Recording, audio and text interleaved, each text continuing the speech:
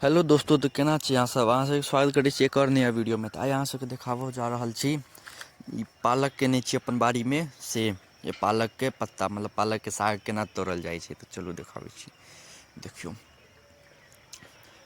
जे बड़का पत्ता सब रहै छै ओकरा बीछ बीछ कऽ ना तोड़ल जाइ छै। हमरा सबके एम्हर खोटल कहै छै, खोटल जाइ छै।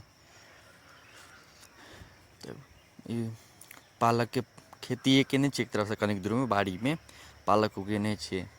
तऽ पालक के साग बनतै। पालक के बहुते किछु बनै छै। तऽ लेलियै ये देखियौ तोड़ै छलियै, सोचलहुँ अहूँ सबके वीडियो बना दिअ, वीडियो बना कऽ देखा दिअ ब्लॉग।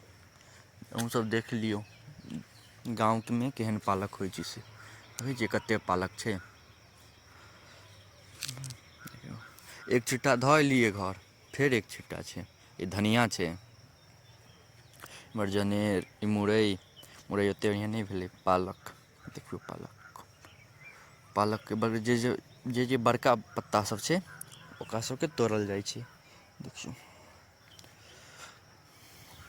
अहाँ सब बताउ, अहाँ सब गाछ या पालक के जे भी कहै छै गाछ देखने छी कि नहि, या फिर अहाँ अपना ओतऽ केने छी कि नहि। कनि मनि सब सब्जी सब अपना परोड़ो कऽ लै छै। एखन परोड़के मौसम नहि छै। परोड़ोके गाछ हेतै ने तऽ वीडियो देखा देब ओकर, ब्लॉग बना कऽ। तऽ पालकके बढ़िआँ लगै छै खाइमे साग ताग। तऽ पालकके साग आइ बनतै। एकरा पालकके सागो कहि सकै छी, पत्ताके।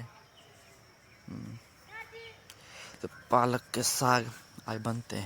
देखियौ एक छिट्टा धऽ आयल छी, एक छिट्टा ई छै। तऽ देख रहल छी कतेक सुन्दर छै, भरल एकदम। जे बड़का पत्ता छै, छोटका पत्ता सब तऽ फेर पैघ हेतै। जे बड़का पत्ता सब छै से सबके तोड़ि लै छी बढ़िआँसँ। आ जे सब बेचऽ ले अबै छै ओसब तऽ गाछे उखाड़ि कऽ अबै छै। ओसब तऽ बड्ड केने रहै छै ने। हमसब तऽ कनि मनि करै छी अपना लेल, खेत लेल, अपना खाय लेल, तेँ कनिक करै छी। तऽ जे सब बड़का पत्ता सब छै से सब बढ़िआँसँ तोड़ि लेलियै। ओकरा फेर बढ़िआँसँ धो धा कऽ काटि वाटि कऽ ओकरा साग बनै छै। ई बुझियौ ने कतेक दू छिट्टा तोड़लियै यऽ, ओहिमे अहाँके ओ दू छिट्टा बुझियौ ने 250 ग्राम हेतै, आधो किलो नहि हेतै। ततेक ईसब अथी हल्का होइ छै। ऊपरसँ एकरा बनेबै सागके तऽ बहुत अथी होइ छै, की कहै छै, गलै छै ईसब बहुत। देख रहल छियै। तऽ बतायब अहाँ सबके केहन लागि रहल यऽ, अहाँ सबके नीक लागि रहल यऽ कि नहि।